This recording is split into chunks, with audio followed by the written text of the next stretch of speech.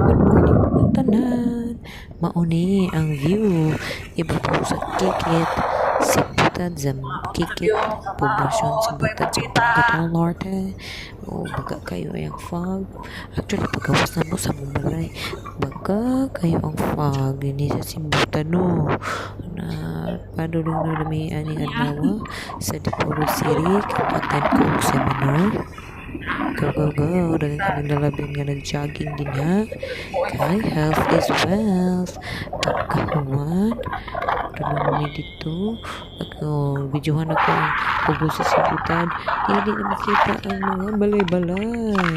Kagi sa kabaga sa fog.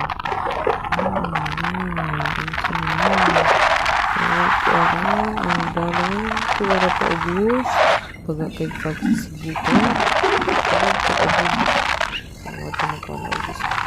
Mating ko sa mga ang dalawa kay May 27 Manisiyo magtagan kaayo mating ko si Mer dito sa Dipolog grade 6 teacher man ta kung may naglabyan nga backhoe excavator ayun as you can see adi akong drivers si Bobet as you can see ang fog diya karon nagkanipis na nagkanipis na gabi so nagkawala na ang fog ug wa na gyud siya makita kay nabot na sa kapukaw padulong ito thank you bye bye